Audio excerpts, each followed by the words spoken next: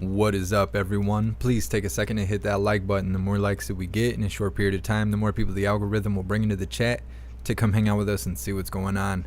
So please hit that like button. Let me know how you're doing, and happy freedom.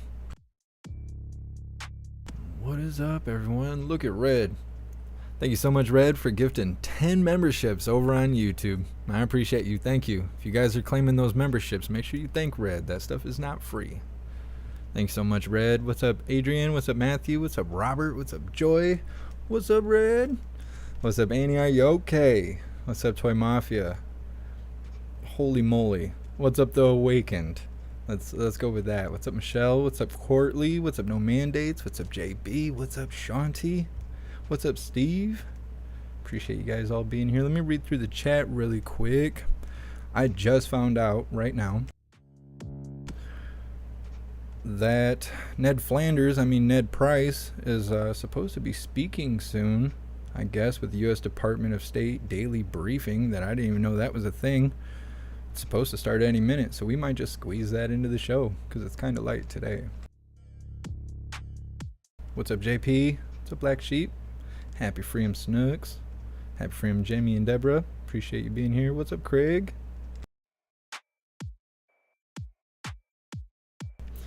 Good morning. Cooking with gas here in Portland. Hopefully it will all burn down. Crack me up, Craig. I don't know why they're coming for our gas stoves. The only thing I can think of is independence. They want that control to be able to say whether or not you can fry an egg. That's the kind of control the government wants. You already know. Happy Freedom, Kelly K. What's up, PJ? Alright, Hooligans. Justin, what's up, bud? I messaged Steven Crowder for you. You're awesome. Thank you. I plan on sending him an email and maybe some free passes to the website so him and his team can come check out what we have going on later today. It's gonna be a busy one for me today. So I probably won't be able to get to that till later, but thank you so much, Justin, for writing Mr. Crowder on my behalf. I appreciate you. What's up, everyone on the JeffMAC live YouTube channel? What's up, Steve? What's up, Robert? Appreciate you guys over there. I know a lot of people don't understand why we're running both channels, but we need that one to be ready to go if it's needed. So I got to build it up in the background. We just can't talk about it because community guidelines and stuff. What's up, everyone on Twitch? Appreciate you guys being here.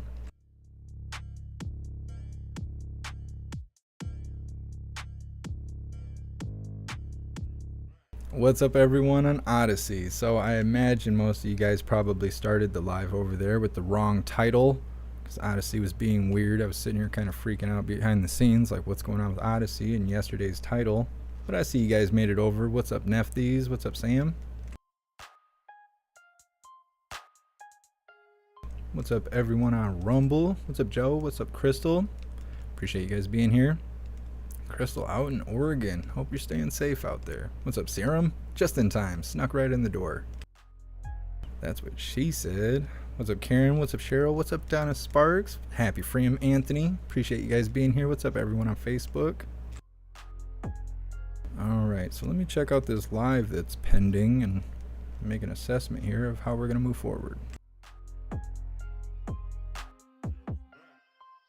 Well, I'm assuming he's supposed to be on the screen any minute. There's no timer or anything. But that's okay. We'll move forward. So on this live, we will be talking about a few things. But first, there is a press briefing today, but it doesn't start until 3. I have somewhere I have to be a little after 2:30 or so. I'm going to try and hang out as long as I can. But we're not going to be able to cover it at 3. So at 7 o'clock p.m. Eastern Time, we will be doing another watch party. We're going to be covering the press briefing, and we might add some to it. I like to kind of lengthen it out. We'll see how it goes. But that's what's going on later today. First, today, we're going to be watching 2 Fox News videos. They're both about classified documents. They are different between each other, and I think they're pretty informative. Just kind of keeping spotlight over there. Then we're going to be talking about an article in Wyoming where lawmakers are wanting to ban electric vehicle sales, and I thought that was pretty interesting and kind of against the trend, I guess. So we're going to be covering that, and then we're going to be covering an article talking about why gas stoves should be banned in Philadelphia. More scared content. And then finally we'll be wrapping it up with an article describing a man plugging in his electric vehicle just to find out it's going to take a week to charge. It's going to describe how charging is impacting those vehicles and stuff like that. And we don't ever talk about that, and there's a lot of speculation about electric vehicles, and it's trending to either love them or hate them. So I figured we could figure out what's what about all of that. And like I said, we have this Ned Price live kind of pending. We're going to squeeze that in there when we get a chance. But I think we're going to start off with one of these Fox News videos.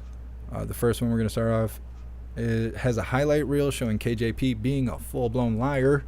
Then it has James Comer on, who is the head of the oversight committee, and he's talking about the plans as far as what all they plan on searching through as far as their upcoming investigation. This video is almost 7 minutes long. I'm going to read through the chat really quick before we get started on it. If you are ready to go, you got your coffee and everything, got your buns in a nice warm seat and ready to go, drop a 1 in the chat for me so I know that you are ready.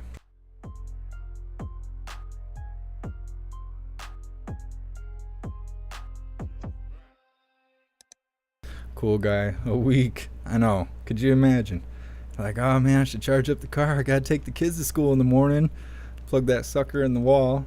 48 days pending. Oh no. Guess kids ain't going to school this week or this month. Never mind. Guys are walking. Edward, I'm in a blizzard. Holy. You be safe out there. We don't even have snow. It's been raining for the last 3 days in Michigan, and I can't tell what season we're in anymore.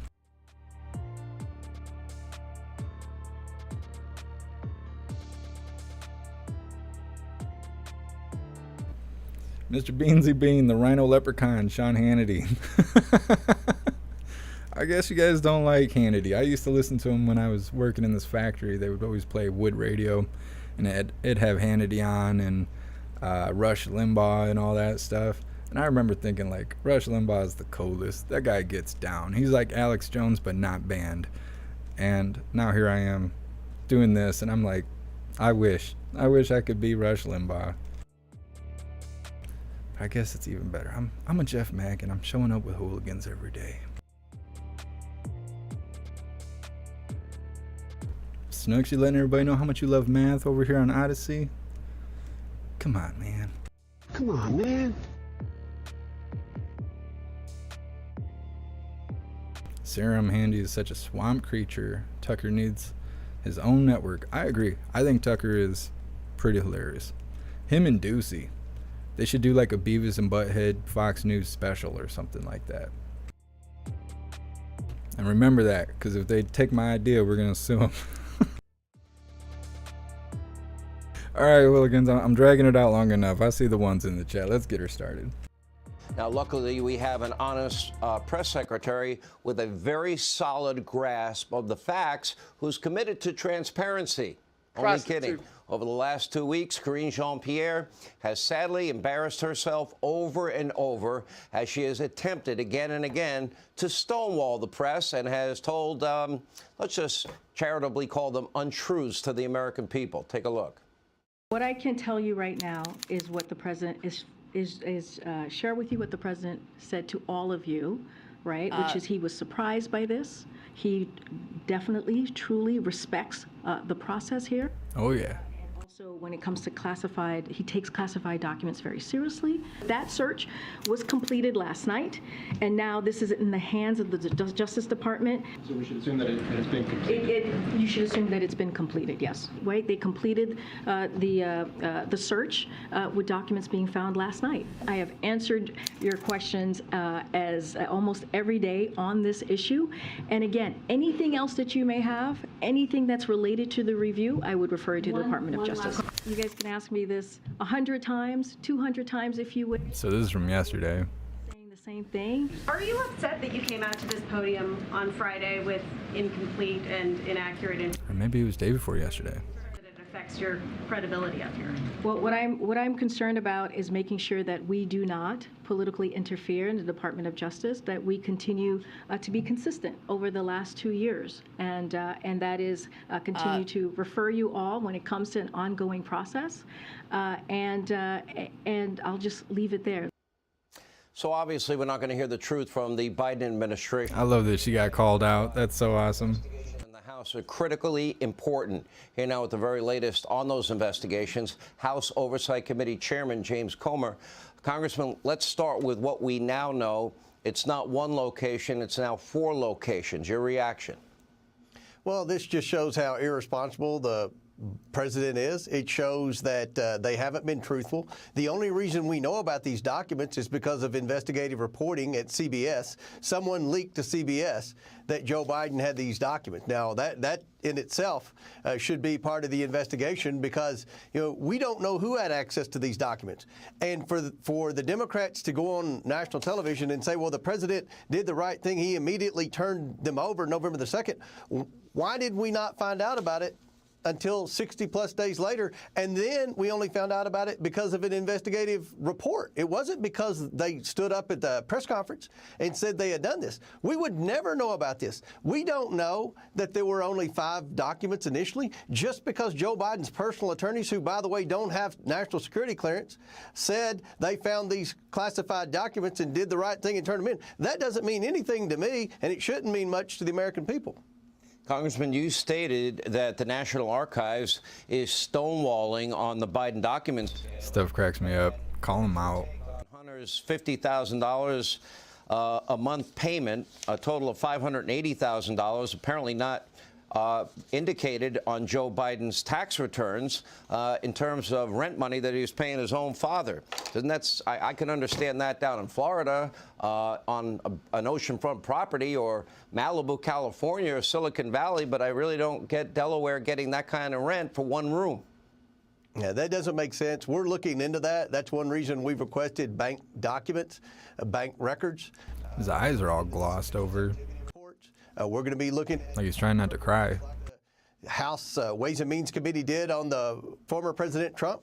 We're going to continue to look into this and all other areas of revenue from Joe Biden and from the Biden family. Look, you said it great in your monologue, Sean. This family's been involved in influence peddling for a decade, and they've received millions of dollars from anonymous sources in China. That's very concerning. We know that for a fact. Now, the question is how much of that trickled down to Joe Biden, and that's a major part of our investigation. Once we get these bank records and bank documents, we'll start. A bunch of gross people all holding each other. We'll learn a lot about what influence peddling is and how much involved Joe Biden was with the family influence peddling schemes. Congressman, you sent a letter to FBI Director Wray urging the FBI to investigate Hunter's relationship with a suspected Chinese spy, Jackie, her last name is B-A-O. What can you tell us about this person of interest? We're looking into her. I've reached out to people on the Intelligence Committee that have a little higher security clearance. This is something that should be very concerning. This has a lot of similarities to the Eric Swalwell situation. She was born in America. She went to China to a university, the university that has a reputation of developing their spies and developing their cyber attackers and things like that. Once she graduated, she went to work for the CCP. That was on her resume. She worked there. This isn't speculation. We know this. Happy for him, William. And then moved back to the United States. And lo and behold, she started working for Hunter Biden. How they met, I have no idea. But she worked for Hunter Biden. And on the laptop, one of the things we presented at the press conference was a PowerPoint presentation of the United States, written in Chinese, all the major locations of natural gas distributors. And it was a PowerPoint for a plan for the Biden family, with Joe being the big guy. This is the deal that Joe was supposed to be the big guy in. And they were going to help not only sell liquefied natural gas to CCP, but they were also going to help the Chinese start taking investments in the drillers for natural gas. So this is an opportunity for the Bidens to help China get their foot in the door on the infrastructure of our energy industry in America. This should be very concerning, and this is another reason we're investigating this family. I'm going to make a prediction, Congressman. It's going to be your investigation that shows Joe Biden lied to the American people when he said he never had even a conversation with his son or any family member about their foreign business dealings. And it's going to come down to the money. And the money will prove that money came from China and Russia and Kazakhstan and Ukraine. And Joe Biden, this will be influence peddling. That will be the charge. That's my prediction. Let's see if I'm right. Hey, Sean Hannity here. Hey.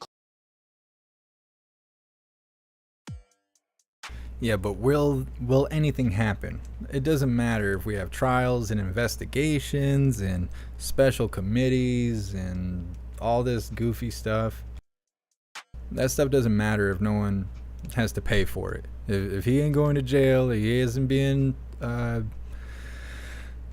taken down, you know, as old man of the White House and all that stuff. If he isn't getting impeached or anything like that, then it's all words. So tired of the words. I wish they would actually do something. If they're, you know, they're already saying that it's felonies and federal crimes and stuff just for these documents to be found the way they were, because he never had the clearance to declassify them. They were never declassified. It never happened. So it's already broken law. Why is he not in jail? Why is he free? How much was his bond? Because I'm sure he didn't pay bond. I'm sure he's not out on bond right now. But he should be. He broke the law. If I broke the law, they would not hesitate to kick my door off the hinges and go take me in. I mean, regardless of how much force they had to use. Old man Walter's over here putting the whole country in danger. Potentially. Treason, right? Giving away government secrets for free, just laying around in the garage for anyone to go pick up. Why is he free? Oh, they need an investigation. Well, for the rest of us, the investigation happens after you're arrested. You start with being arrested, then they investigate if you're supposed to be arrested or not. Old man Walter, you don't have to worry about those kind of problems. All right, Hooligans, getting ready to set everything up for the next one. I'm gonna check on this this Ned Price live, see if he decided to come to work today. While I'm getting everything set up, please check out the jeffmaclive.com link. It's in the description, or you can just simply type it in if you would like to support what I do. Grab some merch like this awesome shirt that I have on right here. The camo version of this is coming out, by the way. Wink wink. Hey, let you know, a little heads up, we're gonna put out, I think, a whole camo line. I actually made my own custom homemade camo.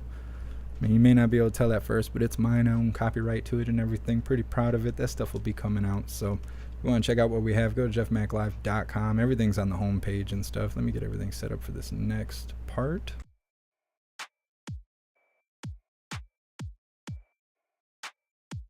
Alright, so we have another short Fox video describing information about the search, how it happened, different details about Old Man Walter's residence. This video is only about 5 minutes long.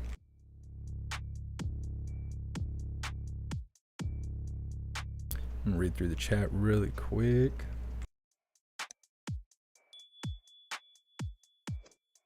So this Ned Price live is still not live. Barely 100 people waiting. It's been sitting there for 34 minutes. I don't know if they're coming to work today or not.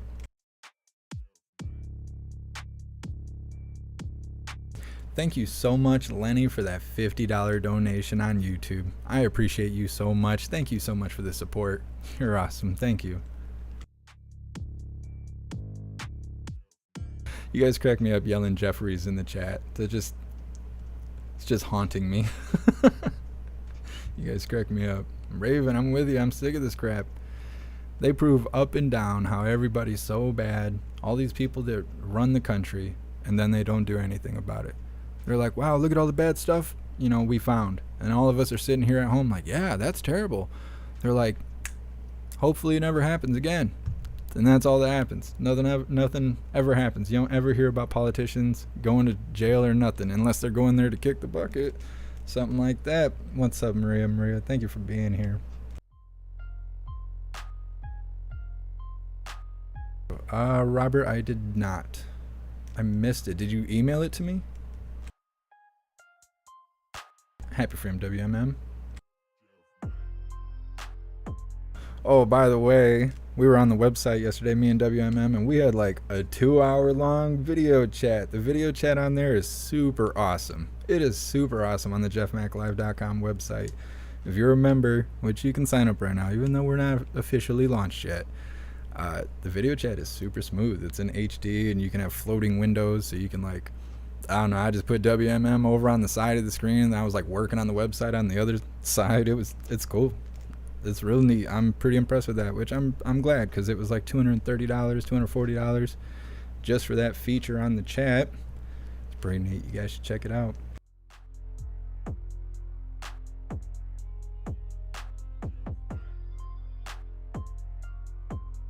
Serum, he keeps the confidential stuff right next to the WD-40 and the old adult magazines. I don't know if I can get away with saying it, so we'll just wink wink to it.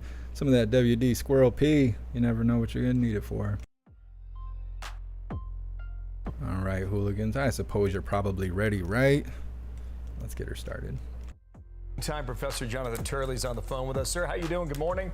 Thank you. Top line, what comes to your mind based on this latest twist here? Well, the first thing that came to mind is the curious drip, drip, drip of information.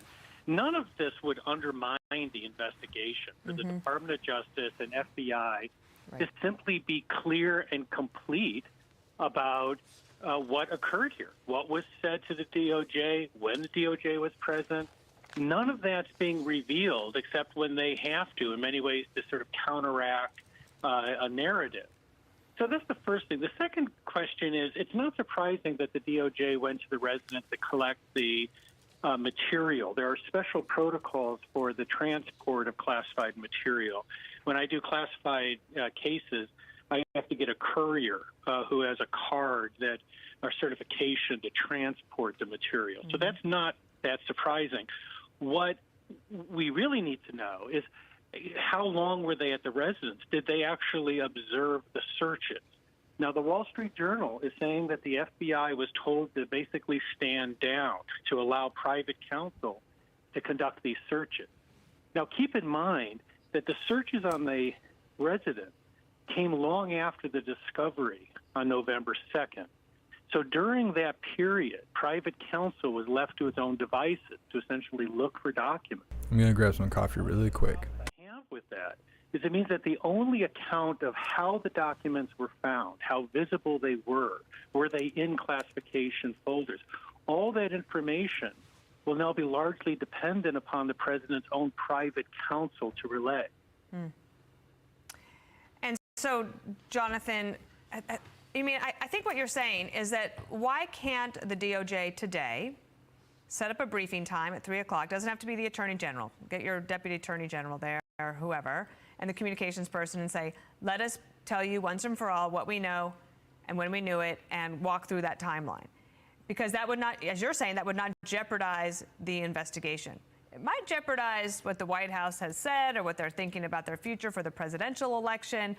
It might be uncomfortable for them politically, but what you're saying, you believe that the DOJ today could walk through with a detailed timeline to try to clarify some of these things. Of course they could. The potential targets of this, and it is a criminal investigation, the potential targets of the investigation already know this information. So you're not protecting information from people who might be targeted. But more importantly, you have these conflicting accounts as to what occurred. This is an important matter for public interest. Now, with the Mar-a-Lago situation, we had a tsunami of leaks, including what many people view as staged photos coming from the FBI. So we have a very sharp difference in what was known. If you recall, after Mar-a-Lago, The dramatic zooming. In the media about nuclear codes and nuclear information that might have been. They were going to try and force us to watch an ad. And here you've got almost complete radio silence. Now, I'm not saying that the Department of Justice should be engaged in press conferences and feeding information on sensational issues. This is a very basic information. So even if the Department of Justice doesn't itself explain. Let me refresh a page. I think the ad is messing it up. Statement that the FBI is not under any limitation in talking about the timeline. It's got a minute left. We'll see if it'll make it. That would be a very simple way to handle this. And then all of these press conferences with the spokesperson refusing to answer the most basic questions would be shown to be a fallacy. Right. It would help. It would help the White House press secretary Karine Jean-Pierre if the Justice Department were to do some sort of. Old man Walter walks like he can't feel the ground underneath his feet. I would not be surprised, Professor, if today we learned that attorneys for the Department of Justice went to the Penn Biden Center, right? Because you just said that transporting this classified material is super sensitive, and the DOJ. Yeah, you can't just go in an Uber. Right? Yeah, correct. Went to Wilmington for a reason. So if that shoe drops, we'll cover it when it does. This closet has more shoes than Imelda Marcos. Yes, it does. I still don't think it's going to matter. I don't think any of this stuff matters. I mean, we're covering this so we can keep track of not just what we're finding, but also what is the media portraying and how is, general, I don't want to say just media, how is social media and stuff like that portraying all of this? How is this, because they create these little echo chambers and then it bleeds into real life. And so we have what we saw happen to the MAGA King, what we're seeing happen with old man Walter. How are people talking about it? What is the differences on how the media is displaying it? What's the differences on how politicians are talking about it and stuff? How they're going to cure all this? What's going to be the end result? Like every time they bring up the MAGA King, he's going to prison. How many times have they said that? Oh, he's going to prison.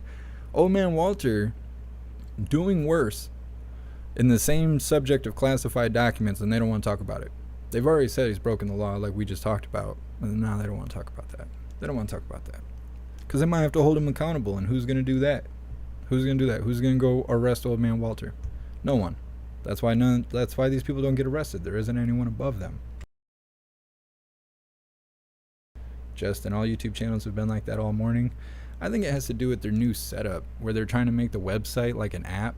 So everything is really, app-like, I guess. Like it's modules on the screen instead of it being uniform. I think that's what causes a lot of that problem because it has to do with their ad stuff. All right, so let me see what's going on here. We'll move forward, get these beats on.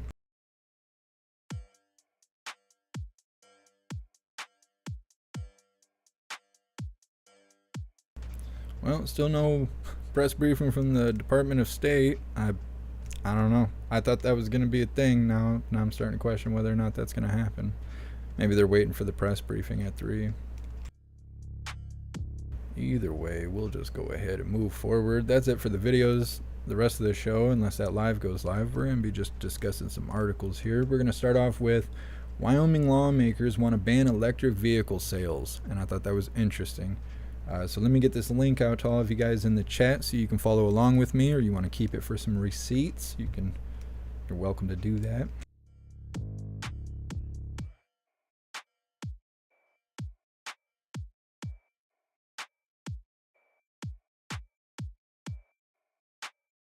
What's up, Wake Up? Happy Freedom, thanks for being here.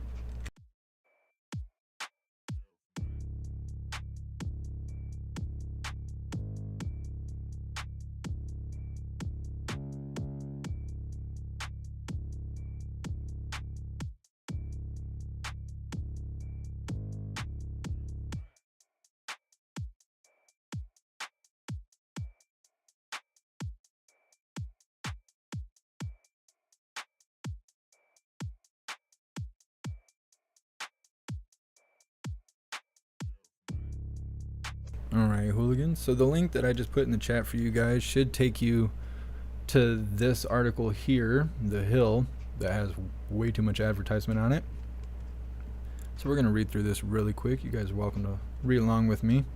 This article describes Wyoming lawmakers want to ban electric vehicle sales, saying a group of GOP Wyoming state lawmakers want to end electric vehicle sales by 2035. Which is a little ways out. We'll be lucky to make it there, but it's ambitious. It's ambitious.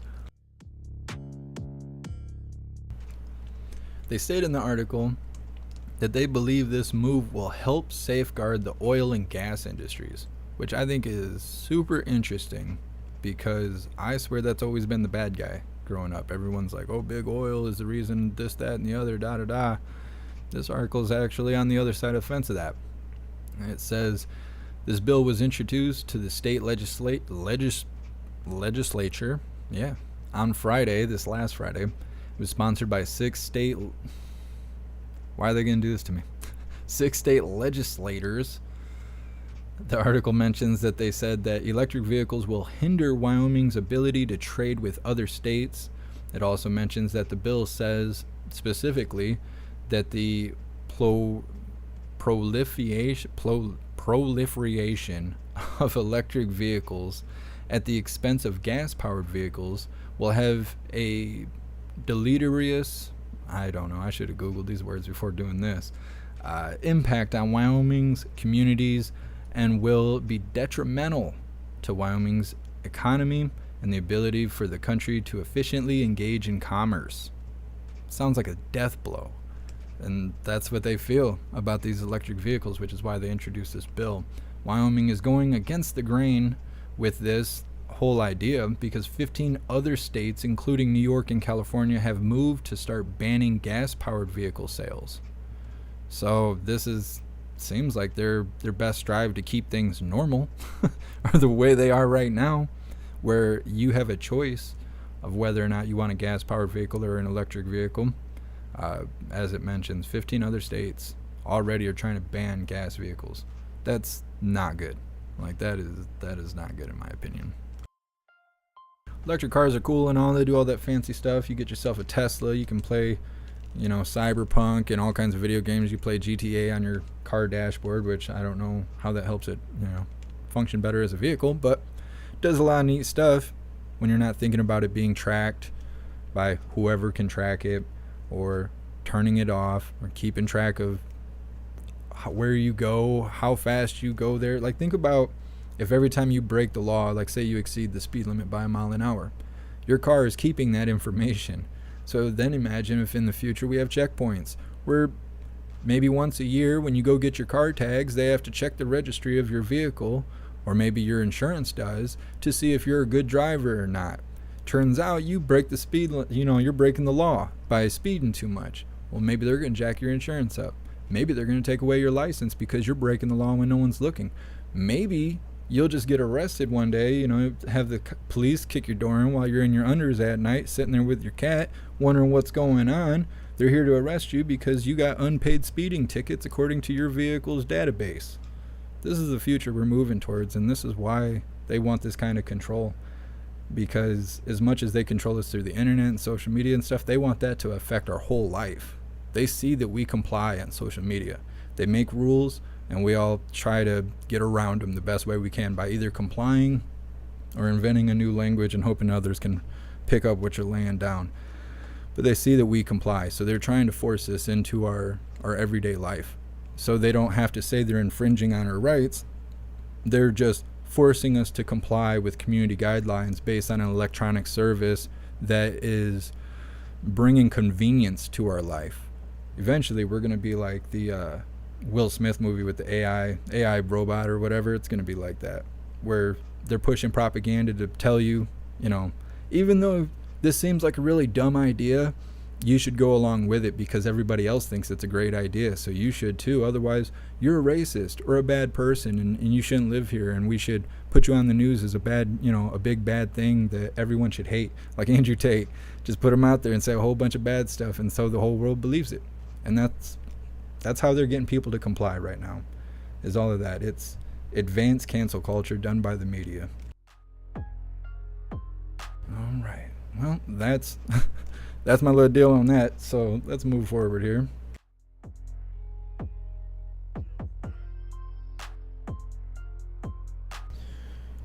No Ned Price still. So we're going to be moving to an article talking about gas stoves should be banned in Philadelphia. We're going to have to start making memes and stuff. Don't tread on my gas stove. Let me get these links out to you hooligans.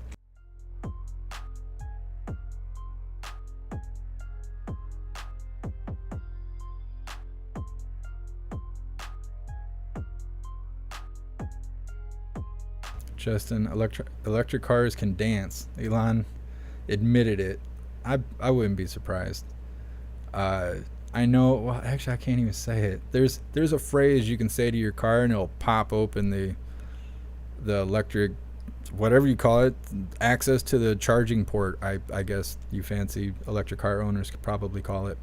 But if you tell the car to open its back door, but more literal than that phrasing, it will pop open its little charging port. And that's the kind of humor that I like about Elon Musk. He might not be a great person, but I think he is kind of humorous.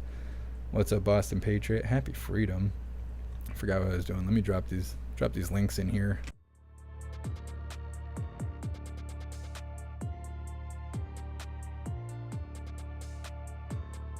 XCon, in the future, you will have everything at your fingertips except for freedom. That's how it's going. They're selling us dreams. That's exactly what they're doing. What's up, Isaac? Oh yeah. Oh yeah.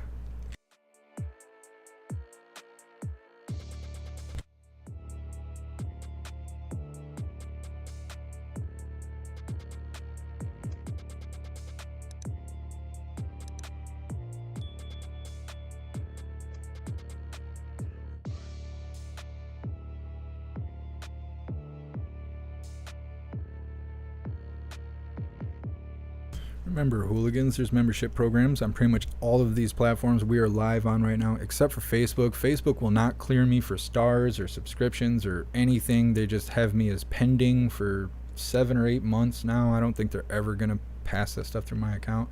But if you guys would like to support what I do or get some cool badges and stuff like that, make sure you join the membership program. You can find the links in the description or on the homepage at jeffmaclive.com. All right, Hooligans. So I dropped all the links. Should take you to this article right here talking about why gas stoves should be banned in Philadelphia. Now, at first, I thought this article was going to be more legislation. One day I'll be able to say that word. I thought it was going to be more legislation on banning gas stoves and why they're bad and da-da-da-da-da. But this is more of just propaganda. It's shaped out, this article is shaped, I will say, to promote fear. Shocker, right? But it doesn't actually say that anybody's trying to do anything. This article is literally just promoting the idea of banning gas stoves in Philadelphia. Like, nothing's triggering it. There's no pending bills or anything. These people just wrote this to put the fear out there and make people say, we should be really scared. Now, of course, because of the people it's wrote by, if you're not a scared person yourself, this will just be hilarious. Which is why I like reading these more than anything else. But yeah, so the link that I dropped in will take you to this article describing gas stoves should be banned in Philadelphia. Very first paragraph of this article states, everyday Philadelphians are exposed to silent health hazards from gas stoves, boilers, and heaters. Gas appliances release dangerous high levels of pollutants, even when they're turned off.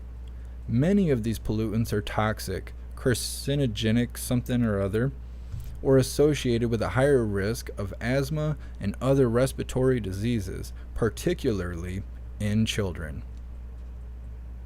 First paragraph right off the rip. Everyone's going to die. Get the gas stoves out of here. If you keep a gas stove, you're part of the problem. Walk the plank. Can you say that? We're going to find out. So then it goes on. It states, the evidence is overwhelming, and it clearly shows that using gas in residential buildings is dangerous to the lives, health, and long-term welfare of Philadelphians. End quote. Not anybody else. But if you're in Philadelphia, you might be too frail for gas stoves. That's unfortunate. I don't want to see anything bad happen to you. I'll make sure to keep mine on low. If you come by, that's unfortunate. We need to toughen up, Philadelphians, if that's really going on out there, because I was unaware that these gas stoves were out here to kill us. Then the article goes on to mention, just as the new year began, Philadelphians' Port Richmond neighborhood, it is what it is, whatever it is, was rocked by an explosion that destroyed 3 houses and left many injured and traumatized. Some pipeline safety experts say that the cause may have been a gas leak. Through an ongoing Philadelphia Gas Works investigation, they found that there was no flaws in the distribution lines. You guys smelling what this article's about? Then the article goes on to say, since 1999, 5 gas explosions across the city have killed 3 people, injured at least 21, destroyed 9 homes, and forced the evacuation of hundreds of residents. The reoccurrence of these destructive gas incidents should cause great concern for city leaders and residents and should prompt efforts to move away from the use of gas in residential buildings. Then the article wraps it all up by saying, Philadelphia's leaders must get serious about the dangers of gas, enacting policies that advance building electrification while transitioning PGW to an alternative business model. It is the only way to effectively safeguard the health and well-being of Philadelphians for now and in the future. That is the frailest article that I've ever read in my whole entire life. I was unaware that there was people that scared out here. I mean, how do you live in a house with a stove? You scared of the kitchen? Just in time for Ned Price, we're going to just flip right into that. I could go on and on about how dumb and scared these people are at the same time, but we're going to see what this live's about, so give me a second. Our visitors as well. A couple items before we get started. First, we are deeply saddened to hear of the tragic Yeti Airlines crash over the weekend, which killed 72 people, including 2 U.S. citizens and 2 lawful permanent residents. Our thoughts are with the families of those on board. The United States stands ready to support Nepal in any way we can at this difficult hour.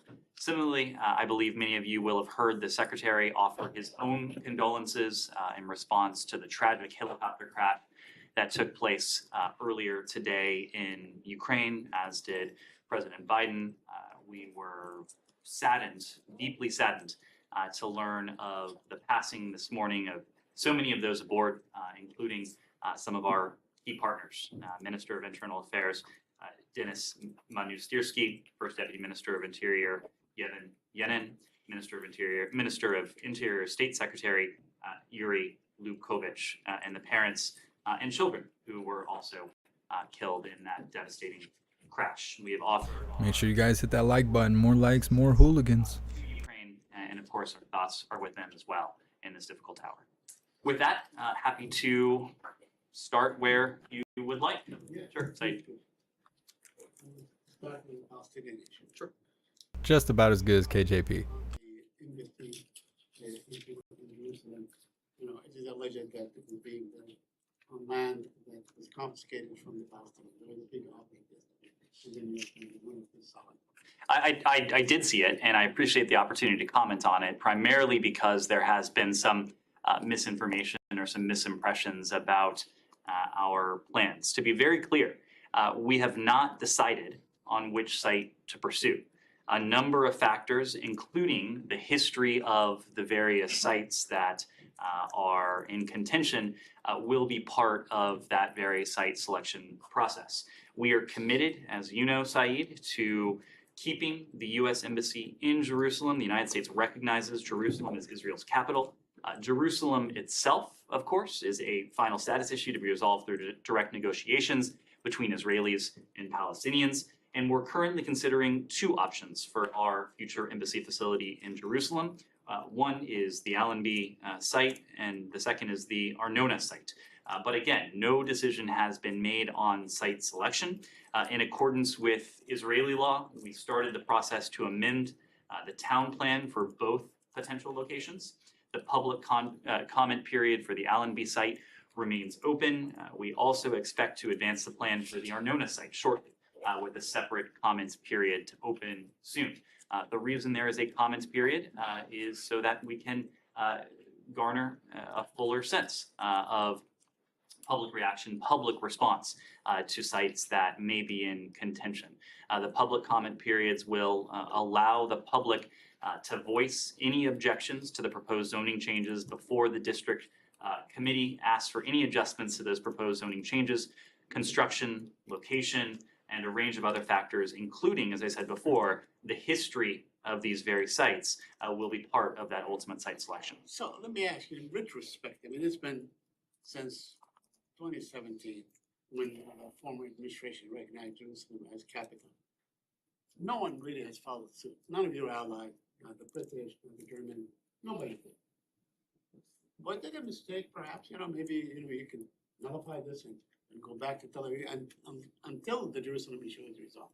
I mean, there is an international status for Jerusalem that you have followed for a very long time, for decades, that you could redo the same thing. Saeed, Jerusalem is Israel's capital. The last administration recognized that. This administration recognizes that. But what has not changed is the fact of the status of Jerusalem as a final status issue.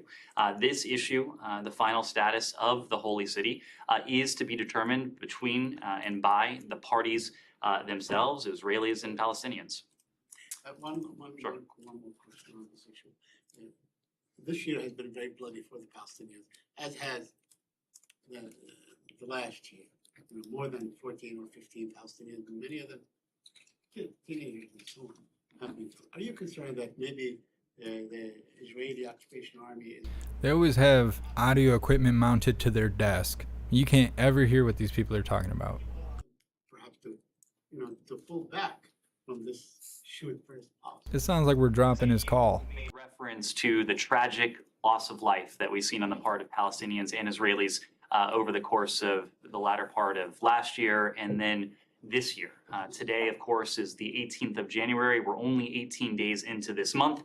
And already, since the beginning of this year alone, 15 Palestinians have been killed. Several Israelis have been injured in the West Bank. We are deeply concerned by the situation in the West Bank. The preceding period has seen a sharp and alarming increase in Palestinian and Israeli deaths and injuries, including many children among them.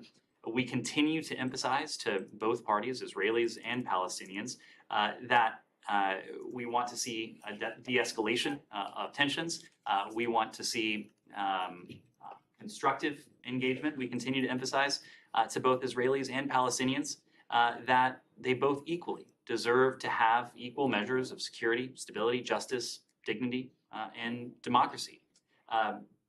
It is alarming to see the pace of violence, the rate of deaths, of injuries. It is also incumbent on the parties to take steps themselves to see a diminution in the tensions that have spiked in recent weeks and months. Can I follow up on Jerusalem? As you know, National Security Advisor Jim Sullivan and Rick McCart are in Israel now.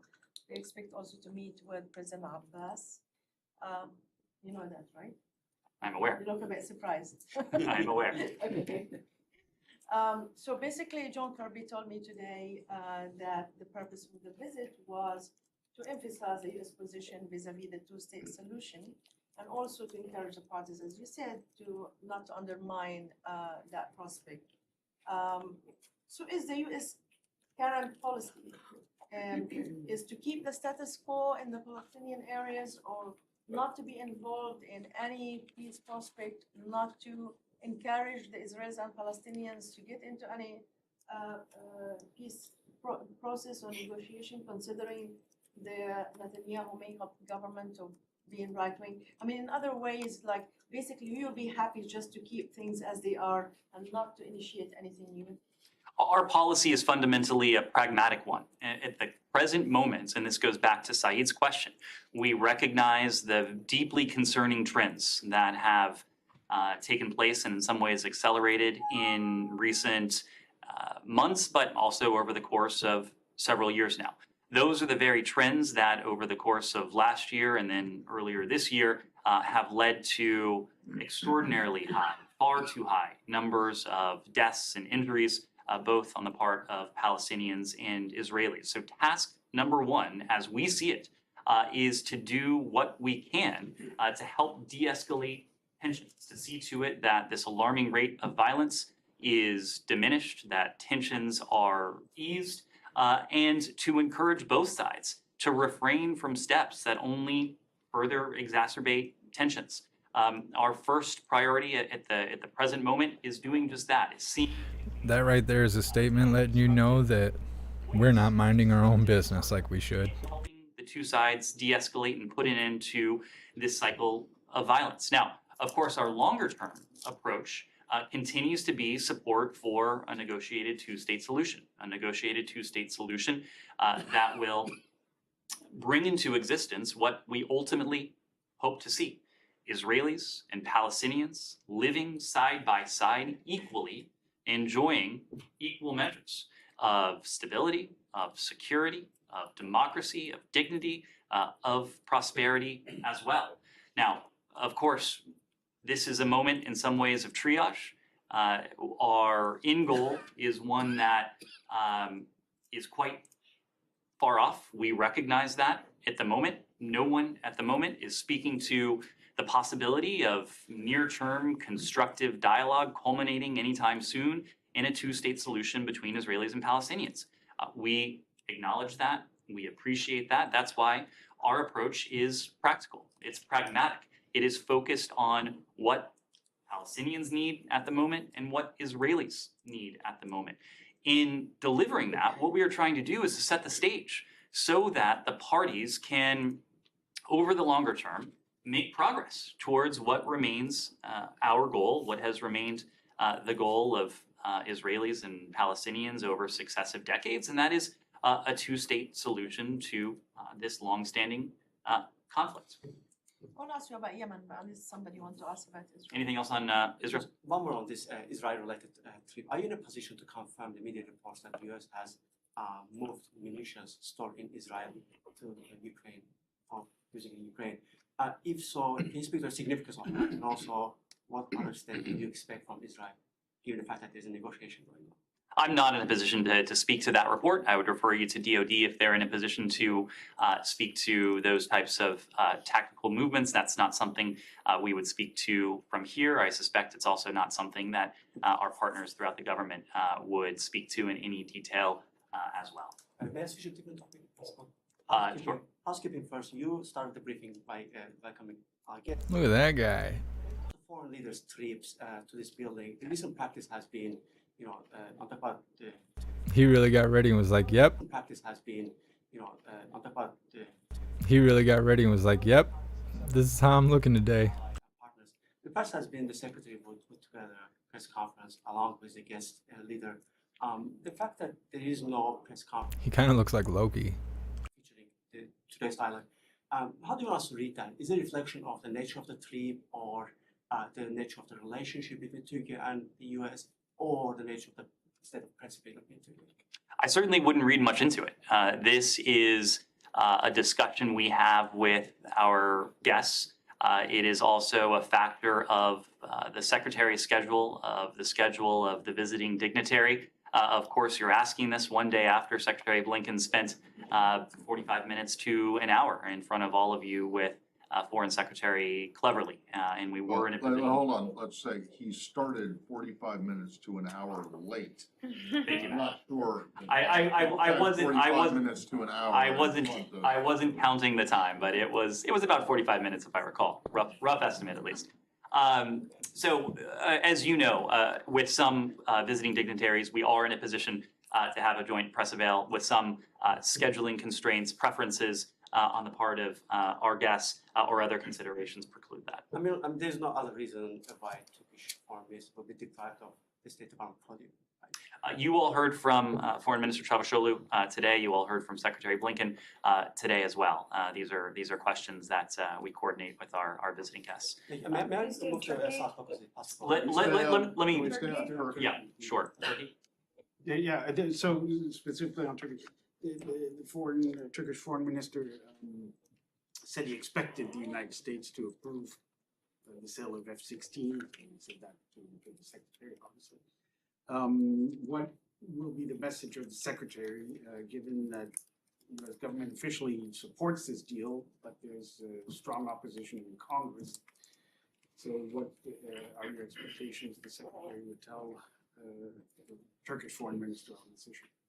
Well, I expect our Turkish allies will be hearing, because the meeting is ongoing now, a similar message to what they have heard, President Erdogan has heard directly from President Biden, and what all of you have heard, because President Biden said this publicly in June in Madrid. When it comes to the F-16s, President Biden said that as a general... Happy Fram Awakened One.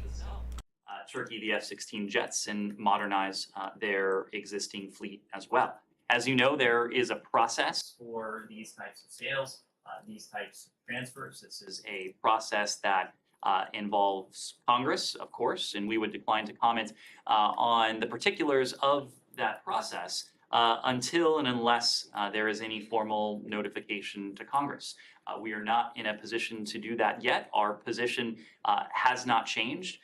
It is also fair to say, and I don't think I'm betraying any secrets because our partners on the Hill have been quite vocal about this as well, is that there are strong opinions on the Hill. So we will continue to engage with our Turkish partners. We will, as appropriate, engage with our partners on the Hill. We want to see to it that Turkey, as a NATO ally, has what it needs to continue to be a valued member of that alliance and to address the very real security concerns that Turkey itself faces. Yes? Turkey, please. Senator Menendez said that he's going to block the transfer of F-16 to Turkey. And he said, till Ankara, as he said, improves its human rights record and cease threatening U.S. regional allies like Greece and Cyprus. He said that Erdogan is undermining international law and Turkey is not a good ally. I don't know if you agree with the Senator, but I wanted to hear your comment, please. Well, Congress has a key role to play when it comes to these decisions. This is a process that we respect. It has been a priority of this secretary to engage with Congress, not only, as he likes to say, on landing, but also at the takeoff. That is to say, at every step of the process, to have iterative engagement with our congressional overseers, but also... Try to boost the volume a little bit. The volume a little bit. Maybe we can hear the questions better. Affairs Committee. We have a very constructive relationship with Turkey. We are grateful for the role that Turkey has played in helping to address many of the most pressing challenges of our time. And that includes, of course, Russia's brutal aggression against Ukraine. It is probably not an exaggeration to say that without Turkey's constructive role, we would not have the Black Sea Grain Initiative, certainly not the grain initiative that is functioning at the scope and scale that is now. We've consistently said that we are grateful for Turkey's role in that. We're also well, I'm not gonna lie, hooligans. I thought this was gonna be a little bit more entertaining than it is. Has used their somewhat unique position to seek to address. We're running out of time here. I still have another article to read talking about that those efforts have not. A person who had plugged in their electric Hummer and it told them that it was going to take a week to charge. So press 1 in the chat if you would like to move forward to the article I have to read before I have to leave the house here, or press 2 if you would like to just kind of finish it out watching Ned Flanders here flapping his lips about other countries. And while I'm waiting for 1s and 2s, 1 moving forward, 2 staying where we are right now, I want to apologize to all the hooligans who thought they were going to be able to watch the live on the website. Thank you, Cornish, for raising awareness to this. There's been a disconnect or something on the website. I will have to fix that later today. I have more improvements I plan on doing. I work on the website every day. I will fix it, so my apologies to the hooligans that are on the website and wanted to watch the live today. I must have did something and messed it up. I will have that fixed later, don't you worry. Alright, I'm seeing nothing but 1s in the chat. I don't see anybody favoring this guy. So we're going to go ahead and move forward.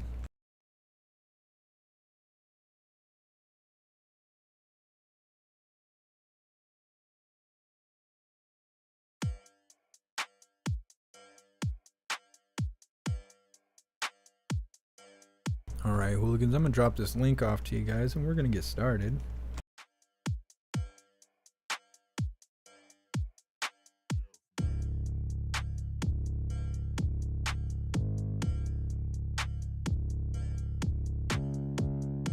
Relic, you'd have to be a little bit more specific than that.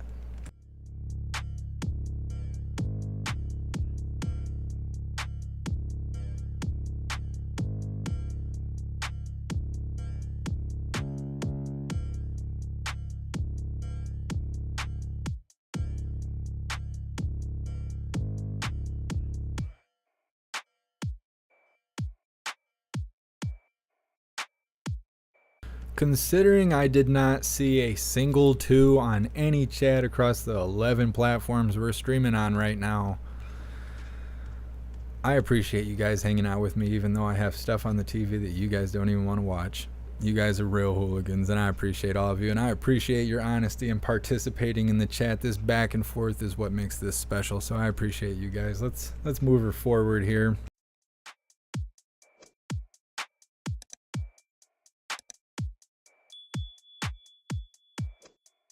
Gotta get the goofy snake off my screen. That sounded weird. Alright, hooligans, so the link that I dropped in the chat should take you to this article here. This article talks about a man plugs in his electric truck, and it describes an electric Hummer. I personally don't describe that as a truck, but that's what they say on here. Man plugs in electric truck, learns that it will take a week to charge. YouTuber TFLEV, maybe TFLEV, shared that on Sunday while at home he plugged in his brand new electric Hummer truck, which has a 250 kilowatt battery. I'm not sure if that's accurate, only to find that it would take several days for him to get a complete charge. The article goes on to say that he mentioned, quoting, "That's what happens when you try to charge the largest battery truck using a 120 outlet." He then suggests using a level 2 outfitted EV charger or a public fast charger. The article says Cultra, a nonprofit organization supporting the use of EVs, suggested level 2 chargers can cost from $500 up to $2,000 before installation, and it requires a 250 volt circuitry setup. The article says that the current colder temperatures that are affecting much of the US is having an impact on charging rates. The article talks about how a brother and sister duo rented a Tesla in December, and now they have found out that the battery drains faster than it charges. The article states that another electric truck user recently ran into range troubles when trying to tow 10,000 pounds with a Rivian R1T in 34-degree weather. Earlier this month, Tesla was fined for not disclosing that electric vehicles have a shorter driving range in colder temperatures. Well, hooligans, like I said before we watched the live there for a second, we hear about all the fancy features and stuff about these electric cars and how great they are and all that stuff, but I thought we should shine some light on the specifics here, and I felt that was a nice short little article describing some of the most of the downfalls. I mean, that article was not really promoting electric vehicles, we'll say that. I'm not saying that it outlined all the faults of an electric vehicle, but that article did not sound pro EV to me. Alright, hooligans, well, that's that for today's Coffee with Hooligans. We're going to do my spiel, and I'm going to sell you everything I can for a moment, and then we're going to do the Pledge of Allegiance. And then at 7 p.m. today, Eastern Time, we're going to watch the watch party of Karine. I'm assuming she's going to be doing doing the White House press briefing. It starts at 3, which is in 20 minutes or so. I'm actually supposed to be walking out of the door right now because I have somewhere to go. But 7 p.m. Eastern Time, be here. Watch party. We're going to cover the White House press briefing, maybe some other stuff if I find some other interesting stuff to cover, because I like to hang out with you guys. But first, let me give you my spiel, and then we'll do the pledge.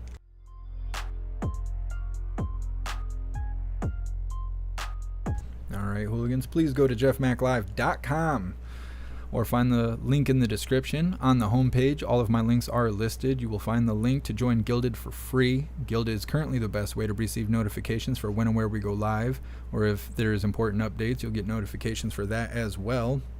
There's a news board in there to keep you up to date with everything going on. There's tons and tons of hooligans to hang out with all day, every day. It's kind of like a chat you're in right now. It's a big group chat and stuff. I guess a lot of people don't realize what Gilded is until they get there, and then it becomes overwhelming. It is a big chat. If you don't want to chat with others, or you're not interested in the free resources that are there, you can just use it as a notification system. As long as you have the app on your phone and you're logged into the server, you should receive notifications. Also on the homepage at jeffmaclive.com, you can find links to merch if you would like to grab some merch. We have shirts, hoodies, and stickers. Everything is displayed in black and white or white and black.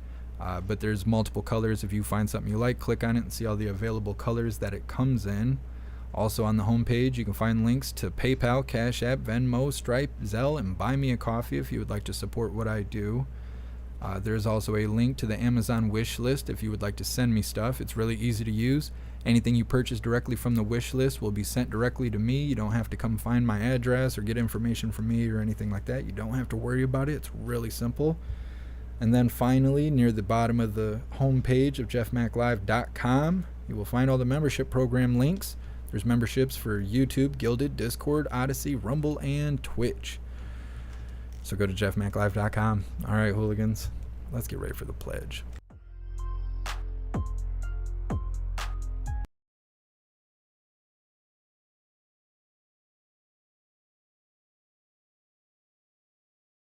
All right, hooligans, please join me for the Pledge of Allegiance.